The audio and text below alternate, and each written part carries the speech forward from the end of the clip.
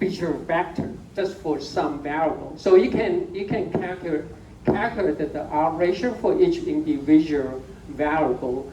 Then you can evaluate the corresponding beta value. That's what I'm saying. So beta will give you very important to select, could be or to remove. If you know if beta value is very small, close to 0, then you know the corresponding variable may not be important at all, right? It has no impact on the outcome, right?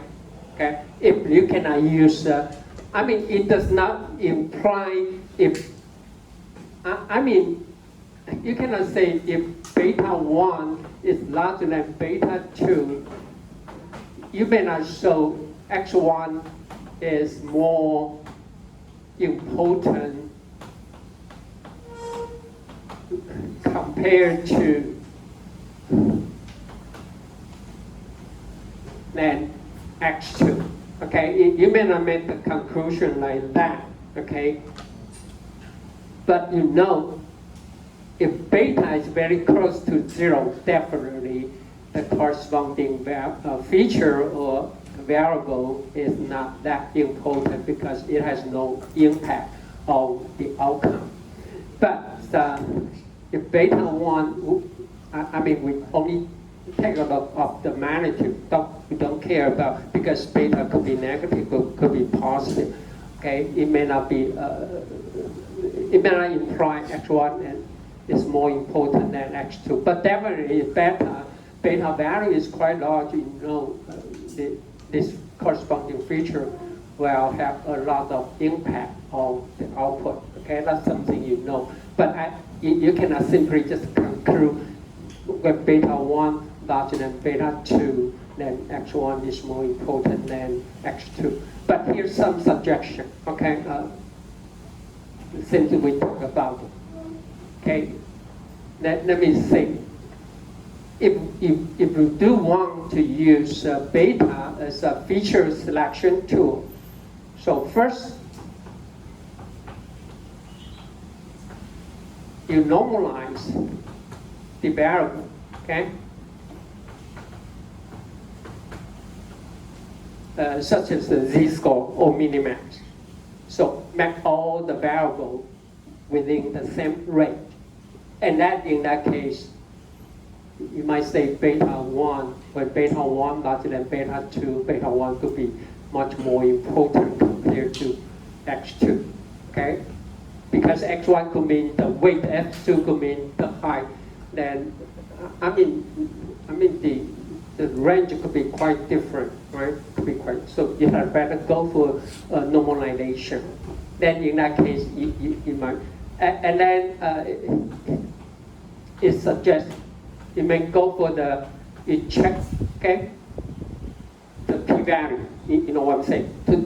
To check for the p-value, to make sure, okay, is statistically significant. Okay, when you want to use the beta value for feature selection, okay? Here's a third one. I don't know what I want to say it now or not. Anyway, no,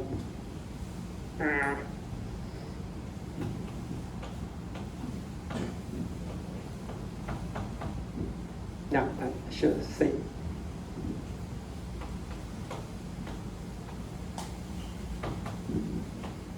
He introduced the penalty term, okay, to the objective, okay.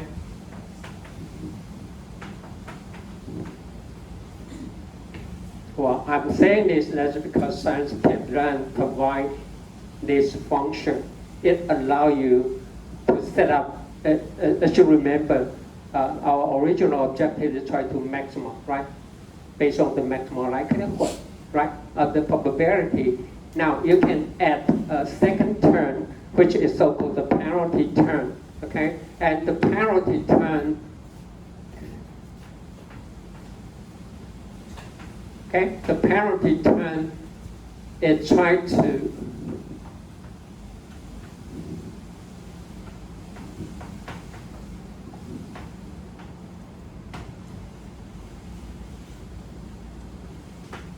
you try to make all the beta becomes sparse.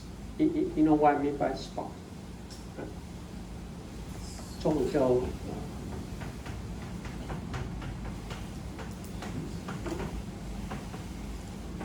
稀疏 which means what? You try to make most of the beta equal to 0. But it cannot be done, right?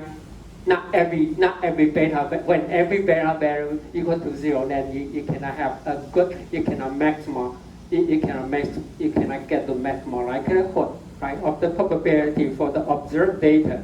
So, but anyway, you will try to make most of the beta value equal to 0.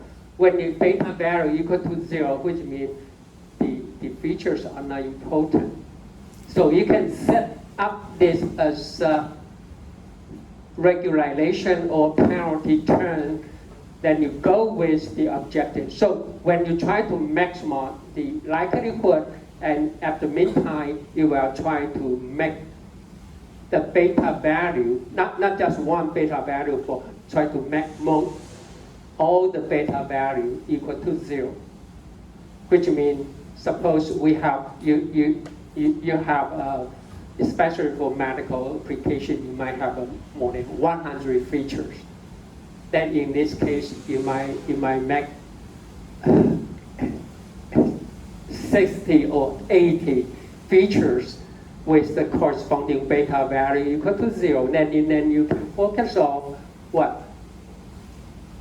The remaining 10 or 20 features. Then we can interpret they are more important because they have a very, very significant impact on the outcome. Okay, that's you can use this as the penalty term. So anyway, the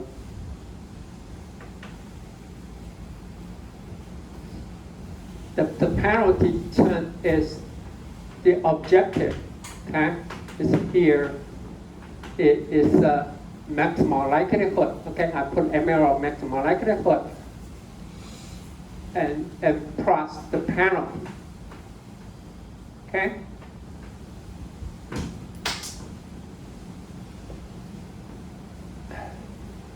It has a hyperparameter called C. In Sanskrit, usually in the paper, most of the, we prefer to use lambda. Okay, lambda. But in a Sanskrit, is the default value is 1. The default value. But there's a report complaint when you use the default value, which is C equal to 1, it's not good enough to give you the sparsity, okay, of the beta value, so you can try it out.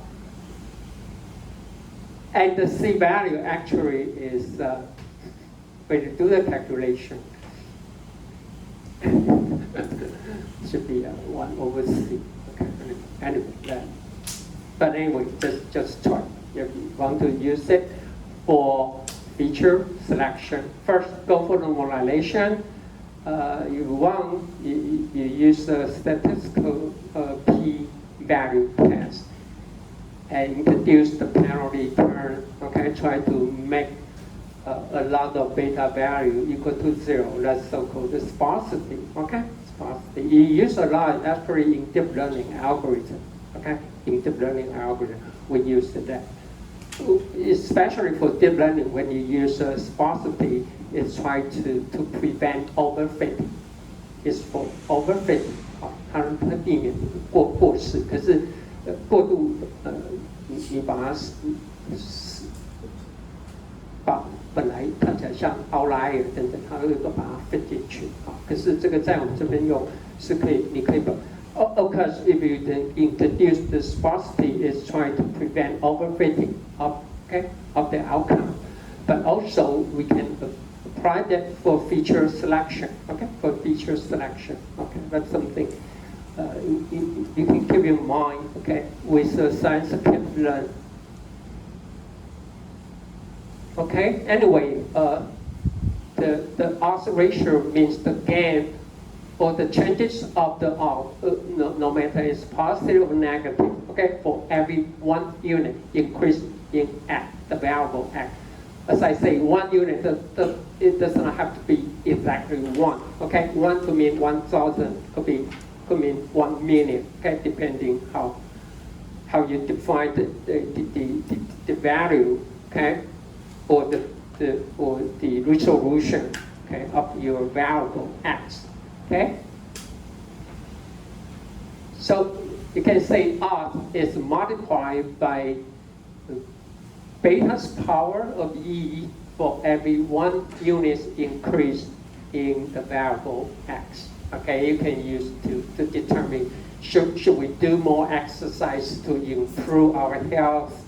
Should I invest more, okay, on something so that you have more gain or revenue, okay, for some investment. Okay, so this is a very important information. Well, actually, most of the time, it took me only just one hour to finish just regression. But I would like to emphasize more. You need to put a lot of attention on the logistic regression, especially it will provide this information for you to do the insight or deep analysis. Okay, what's going on for the variable here, okay, that's the purpose. I mean, if you care only about the classification result, if you care only about false positive, false negative, you don't need to learn all this. You can even just run orange, you know orange, right? Just input the hyperparameter, then it will do all the remaining to you. Then you will give it the result. Then you just, based on the result, just make the confusion matrix, then you say, which one is better, then you don't need to know anything. No, it's not my purpose for that, okay? You need to do further analysis. Why it gives you this result? What is the importance of the feature and so on, okay? Okay, now here's another explanation. If you have the R ratio between, if you have two treatments, for example, you have 2 treatment A and B, okay? Or 2 medicine A and B. So for this case, A could be an intervention, which means you take some medicine, and alternative B could be just a standard or comparison, okay, or placebo, 那个安慰剂 ，okay， 医学里面用就是安慰剂，因为常常我们要对比到底有没有效 ，right？ Okay， so if the R ratio between treatment A and the R of B, if this R ratio is less than 1, it means A is better than B. If A or B means some treatment, okay? Intervention 是说你会介入去做医疗行为，啊，或是说 A 呢让他做更多运动，那 B 呢只是对照组什么都不做，或是你给他安慰剂，安慰剂目的是跟他讲什么啊，好像你吃了药你会有效，哎，真的有效是因为来自心理啊，而不是来自于吃了什么药。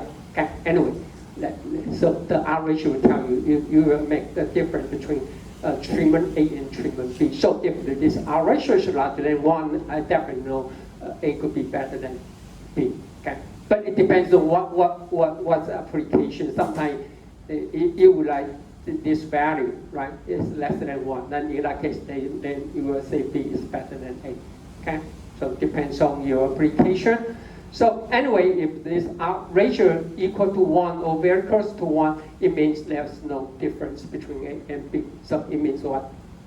You don't bother to do the treatment or to make more investment, okay? For the manufacturing, for example. If this R ratio, if you have 2 alternatives to compare, this will give you this information, okay? But listen up. Listen up, it's very important. Don't interpret this R ratio as the probability. It's nothing to do with probability, okay? Here, some explanation here. Now let me give you a more easy example.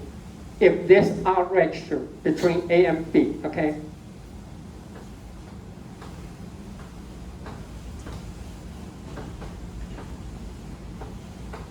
Between A and B, suppose it's 2 to 1, okay? It's 2 to 1.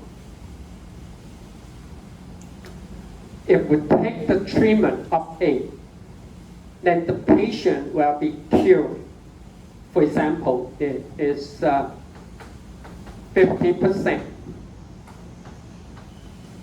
But don't interpret if I make more treatment, okay, with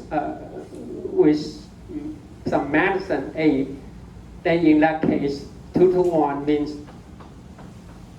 you will become 100%.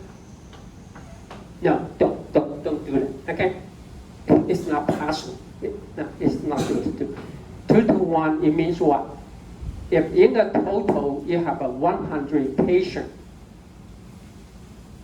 suppose you have a total of 100 instances, that if all this 100 treatment A, it means what?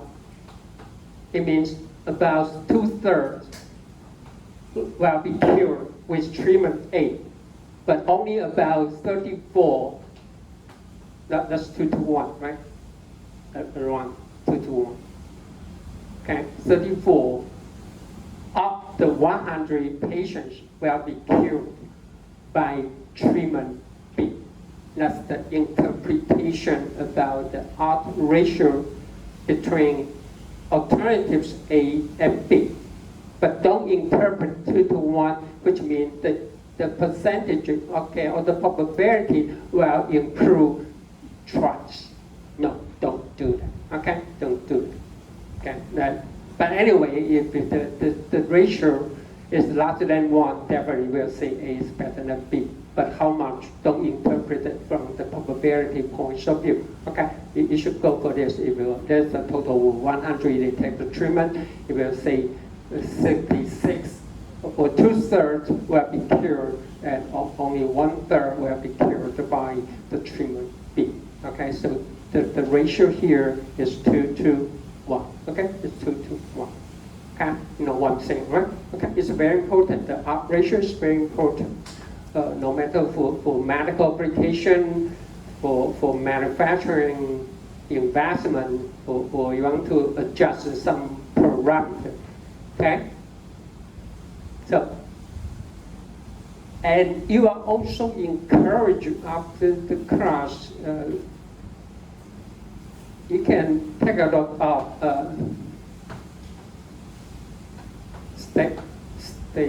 statistic quest. Okay. Stat-wise. Right. Okay. The YouTube. Okay. Get the YouTube. I mean, most of the video is only it's just about 10 to 12 minutes, and with excellent video. Okay. With I mean the slides. Okay. And it will give you a lot of examples to explain what does it mean by logistic regression. For example, logistic regression, what could be the odds and odds ratio. It will give you a lot of examples. And most of the video just last around 10, no more than 15 minutes. So it's quite easy to follow. Okay, you're encouraged to take it away, to build up the knowledge on logistic regression, and you know how to use it, okay, for your own application. Now, as I just mentioned earlier, logistic regression is just for binary classification. Now, when you come to a multiple,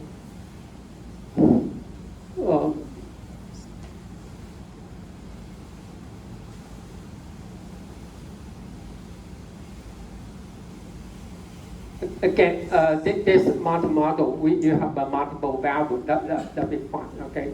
We already mentioned that right here, okay? It's right here. It's nothing, okay? But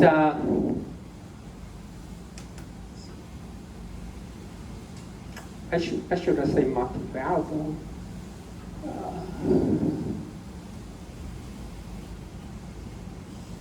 I should say right here for multiple classes.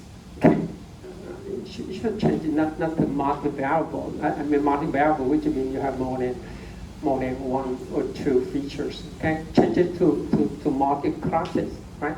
If I mean the original version of the logistic regression is only applied for binary classification. Now suppose you have more than two classes. Here's something you can do. Okay, not multi-variable. Okay, not multi-variable. Okay. Oh, but this is correct. Okay, if the output or the outcome is categorical, it could be a 1-1 means important. Not just like what we just talked about. I mean the presence of heart attack or exams of heart attack. But it says it could be a very important or very serious or mean or non-important. Okay, something. For this case, we have a 3 possible outcome. Now, how to use it? Here's a 2 proposed approach. Okay. Now, you just pick up a standard, a reference, a baseline. Okay, called P1. Especially P1 could be your current system, or in a hospital, P1 could be the current treatment. Okay, the current treatment. Now you are thinking of, should I go for another treatment or some new medicine 1 or new medicine 2? So everything just compare with the baseline or the reference model or the current model. Okay, the current treatment. 好，所以任何东西都是跟现有的先做比较，看看有没有比目前好。So you need to. So if you have a C, okay, C multiple outcome, then you need to build out C logistic regressions, and then see which one will give you the better result. Okay. So suppose you already have the reference model. Usually, is what I'm just saying is the current treatment. Okay. Now, the other way is, especially if you can arrange the possible outcome with the rank. Okay, with the rank. If they are nothing to do with the rank, then maybe you cannot go for the second approach. Okay. Now, then all the value less than output less than some threshold J, okay, and then all others larger than the threshold J. That's it. But it must be right. It cannot say. The output could be 1. Could be larger than 2 or 2 larger than 3, or 1 is less than 2, 2 is less than 3. They must have some rank or order. Okay, if not, you cannot apply this because you need to set up a threshold, which means all the value less than all the output value less than J compared to all the output value less than J, and then again. We go back to the binary, okay, logistic regression. 好，所以它一定要有排序的目的哦，你才可以做，不是的话 if there's no rank or there's no order for the possible outcome, then you have a better just go back to 1, okay? Even you don't have the reference, then you can compare any 2 pair, right? PI and PJ. Right, you can do the comparison of any 2. Okay, so but you will have a lot of combination, right? A total with like, okay, you have this so many combination of logistic regression. Okay, but if you have the rank, okay, definitely you can find the cutoff point, okay, which is the threshold J. Then everything less than J, the threshold, and everything less than J, then you can make a comparison. Okay, then you can make. Okay, because for this case here, if you care only about the important, then maybe you can put mean and not important as a group, right? Okay, if we care only about the important outcome, right? Okay, 好，就是看你的应用。So anyway, if we have a multiple outcomes, not multiple variables, okay? Okay, so that's something you can do here, okay? Okay, this gives you more information how to. Once you solve for the beta value, okay, the summation, this is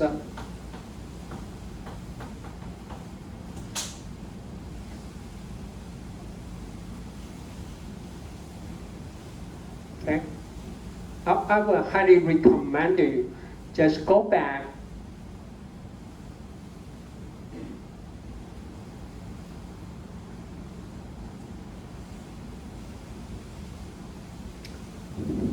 now. Once you solve for the bias beta 0 and all the coefficient beta here, then you put it back. Okay, you use this value and the observed value x. Then you can calculate corresponding probability.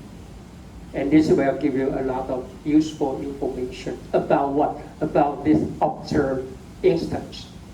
也是我建议哈，就是说你送完以后 I mean not only just when you input x, then your logistic regression model will return x, that the outcome is 1 or 0. No, don't just do that. Okay, you can further calculate based on the beta value and this observed feature vector x. Then you can come up with the corresponding probability.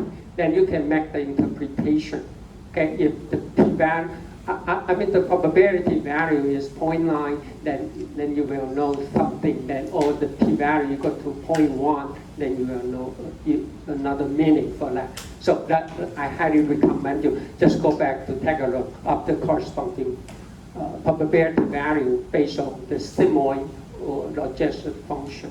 Okay, not just assign x to be one. Outcome 1 or outcome 0. No, you need also do more further analysis based on the corresponding probability b, okay, by calculating the sigmoid function. Okay, that's something I can recommend you to do. Okay.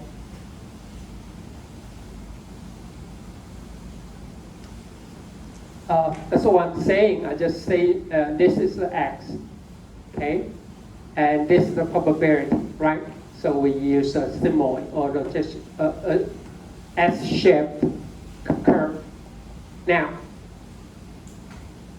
we convert into, I already mentioned this, as a log p over 1 minus p. We take this as a y.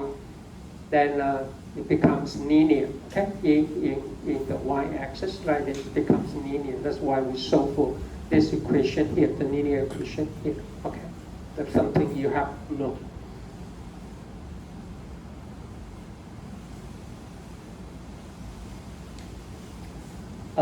It says something here because the ratio p over 1 minus p is not symmetric. P over 1 minus p is not symmetric. Because take a look here. Here's how we define p. Okay, right here.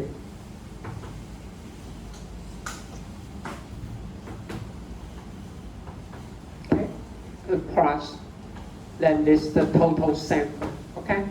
A plus means the outcome to be 1, then divide the outcome to be 0, okay?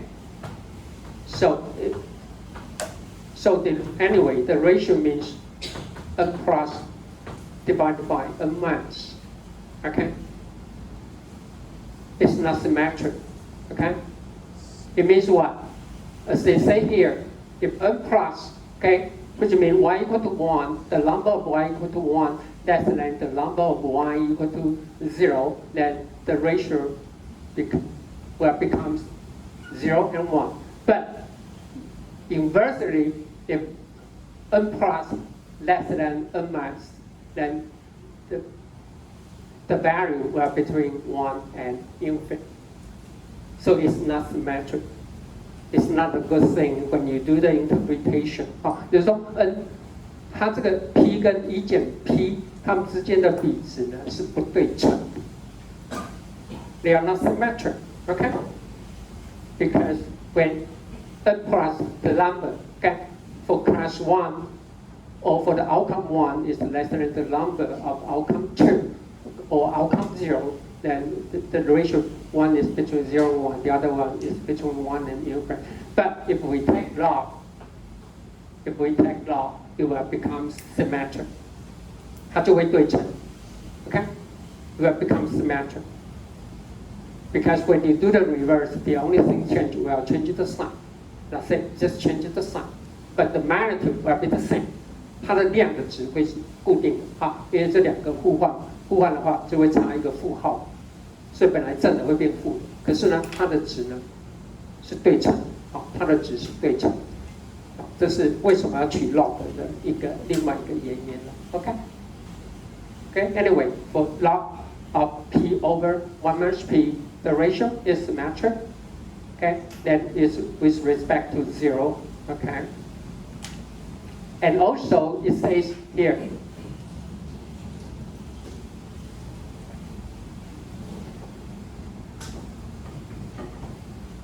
log p over 1 minus p is getting a Gaussian distributed. It's more Gaussian, okay, as it says here. Log p over 1 minus p is more Gaussian distributed, okay? 它最为接近高斯，我讲过，因为它会对称，因为它会对称，那对称的话，好，它基本上会高斯 ，OK？ 那之前我有讲过，为什么我们不能用最小平方法？因为它的范围是没有限制的 ，OK？ So that's something you need to know, okay? So that's why we use a mathematical instead of the square arrow, okay? Here, as I just mentioned before, this value is something to do with a Gaussian distribution. Even we use an S-shaped sigmoid function. Parallel here. This is the sigmoid or the gesture function. Okay, X. This. Now, if we go for, if we have a Gaussian distribution like this, okay, and definitely it's a Gaussian distribution. But if we get the same X here, but the Y-axis is not, this is the probability density function. Now we take the CDF, cumulative density function of a Gaussian. 来，我们看到的这个是常态分布，这个是它的 PDF 几率密度函数。可是呢，我们看一下高斯函数的累加几率密度函数了。This is the corresponding cumulative density function of a Gaussian distribution. Then it becomes what? Becomes S-shaped. 它变成 S-shaped. 所以说，哎，它完全都没关。可是事实上很多事情呢，都脱离不了高斯。只是说呢，我们现在看的是高斯的累加几率函数。OK， 我们看的它的这个，我们看的是高斯的累加几率函数。所以什么东西都大家都脱离不了高斯分布。Okay, let's just show you. Even we take the X-shape or the gesture regression, it looks like nothing to do with the Gaussian, but actually the accumulated density function of a Gaussian is actually S-shaped. Okay, 它会跟sigmoid实际上是很像。OK， 告诉你这样的事情。好。这边我提到，你可以看到step quest. Okay, you can search for logistic regression or odds. Okay, or just having odds and odds ratio. You can learn more. Example. Okay, example from here. Okay, so that's all about logistic regression. Very important. Okay, very especially for doctor or for medical application because the odds and odds ratio give you a lot of good information. So always try to read out the beta value. Okay, you can see the impotency of the beta value. Actually, no, the beta, the beta is something to do with the odds, okay, odds ratio, okay. So if you want to use it for feature selection, as I just recommended, first do data normalization, and second introduce the sparsity penalty. Okay, then you can apply that for interpretation. Okay, for odds and also for the impotency of the value. Because as I keep saying, because the odds ratio could be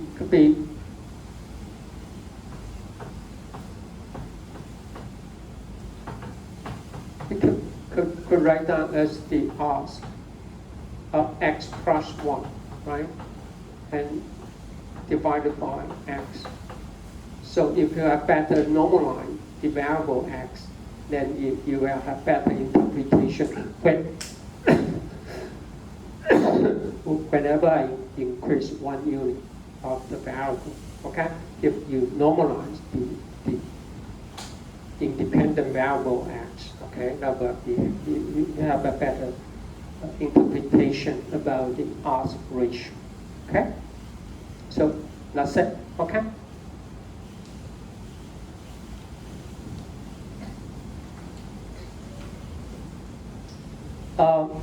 Up to now, we talked about the classification for binary, okay, for binary classifier, such as such as the logistic regression. But we are going to introduce very soon, okay, today. We're talking about the SVM, support vector machine. Basically, support vector machine is only applied for binary classification.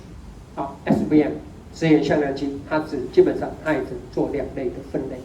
Okay, we can only apply for 2-class classification. Now, what if you have a multiple classes, which means you have more than 2, which would be 3 or 4. Okay, here you have a two strategy. Okay, you have 2 strategy for multi-class classification. If you can only apply a binary classifier such as logistic regression or SVM, okay?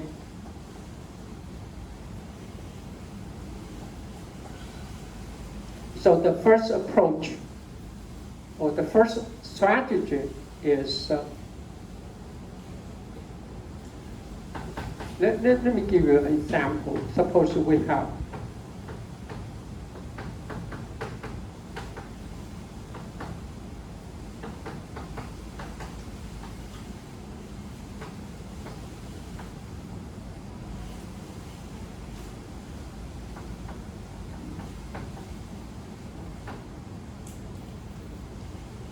I'm thinking an example that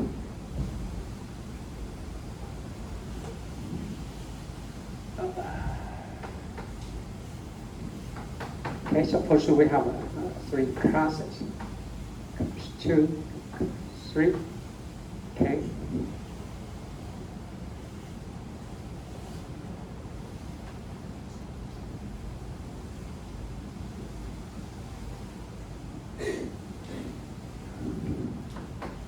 And then put more here. Okay.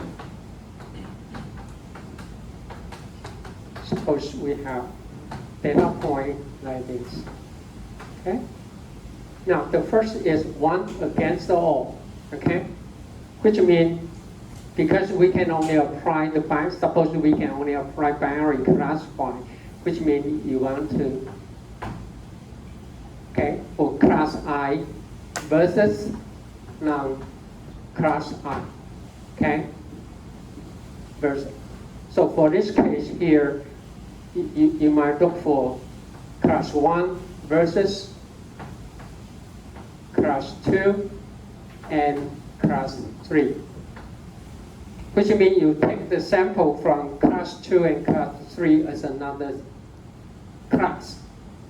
Okay, let's circle the 1 against all. So for this case here, you need to 3 classify. Okay, then you look for class 2 and the sample from class 1 and class 3. And finally, you look for the sample class 3, compare, and the other class will be the sample from class 1 and class 2. Okay? So if you go for the 1 against all, you need a total. We have C, okay? We have a C classes. So in this case, you need C binary classifier. Okay? That's D. But for this example here, especially when you go for the linear, okay, classification, see that for this case here, now because this is class 3, okay, this is class 3. Now if you take a look of class 3 versus class 1 and class 2, what? Can you find a linear? Can you find a linear decision function that can divide the sample from class 3 and all the samples not belong to class 3? No, because no. The best way you can, so I should put more here, right? You know what I'm saying? Because for this case here, your linear, the function could be like this, right? But actually, you know, you can find a nonlinear function that can separate class 3 and all the samples from class 1 and class 2, right? Okay, so it may have some disadvantage, okay, for that. So, but anyway, if we just take a look of all the original, okay, maybe I didn't put a good example. This is linear separable, okay, between class 1 and class 2, okay, and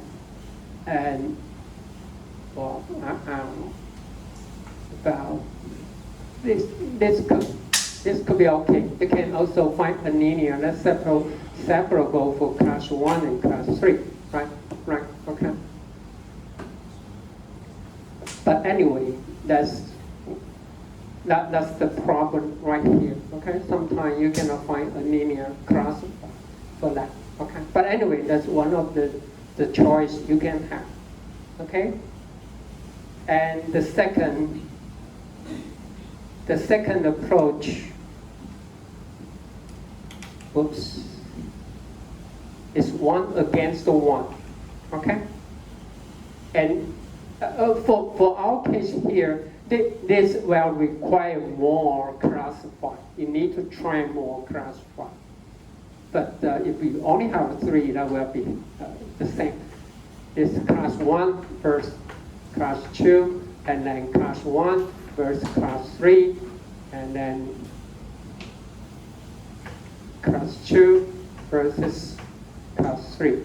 Well, for this case, it just happened. I mean, the total number of classifier you need to train will be the same, but basically 1 against 1, okay, will need more classifier to train.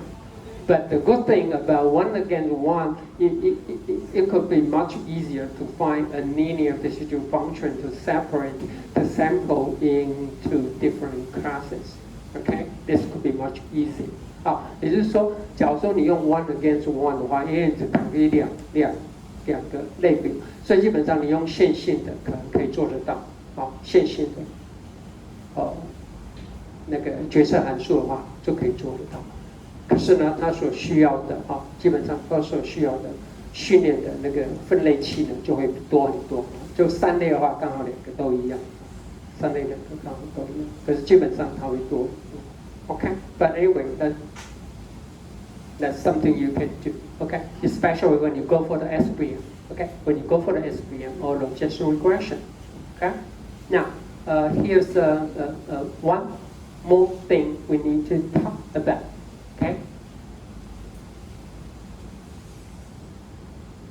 let's go back to 1 against all.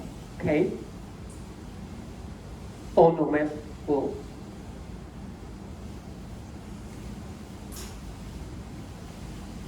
suppose this is G1, okay, for class 1. This is the decision function for G1 is for class 1. So for all the x on the right-hand side of this decision function will belong to class 1. Otherwise, which means all the sample on the left-hand side of the decision function G1 will belong to class 2. Okay? Now, for the example here, we have another decision function. Okay? Focus on the class 2. Now, if we have an test sample right here, because when we put this test sample into the decision function G2 or G1, both will be positive, right? 看得懂吗？我在说什么吗？假如我们有两个决策的那个 decision function， 一个呢是用来判断 class 1的，这个是用来判断 class 2的。可是呢，我们把 x 这个未知的 x 放到 G1 或 G2， 它通通大于零。Now the question is, what class should we assign the x? Because both can make the decision function that return a positive value, which means this x, this unknown x, could belong to class 1 and also belong to class 2, right? Right? So how are we going to assign this unknown x to class 1 or class 2? No. Which one? Hmm? Right, very good. Okay. Calculate the distance for this unknown data point to the decision line here. So, what will you assign? To class 2 or class 1? 哎，你都知道回答距离了，然后 why class 2? Because class 2 is so much closer to the decision function of G2, which means it's just one small step further. Now, this x will become not class 2. You know what I'm saying? 因为这一个点距离，这一个距离很短，再加一点点距离呢，他就会说它不是 class 2, right? If this point we move a small step, then will becomes negative, then we'll say this not belong to class 2. So definitely, this is a benefit to class 1 because at this point you have a high confidence. For this point, you have very high confidence in terms of the distance. Because this point is so far away from the decision function of G1. So I have a pretty good confidence that this x must belong to class 1. But for class 2, it's so close to the boundary, right? It's very close to the margin, right, of the decision function of the region. So in some case, this unknown sample will belong not class 2. So anyway, if both fit the decision function, which means they are all positive, then you assign to the one with the largest distance. Okay, so anyway, let's take a break, but I need to finish the explanation here. Again, for this point here, both are negative. Both are negative. For G1 is negative, for G2 is negative. It means what? For negative, it means this is not belong to class 1. It also means this is not belong to class 2. So what, again, we calculate the distance, but you will assign this unknown sample to class 1 or class 2. The answer is right here. Right? You need to assign this because it's so close to the margin. Because both are negative. Then you find the distance much closer to the decision function because just a little bit step, then it will becomes class 1. Yeah, that's the idea. OK， 所以两个都正的话，找距离最大的那个。两个这个都负的话，因为他都说它不是 class 1，也不是 class 2，可是你说是要归属，那归属找距离最近的那一个，你对的机会会比较高。OK，let's take。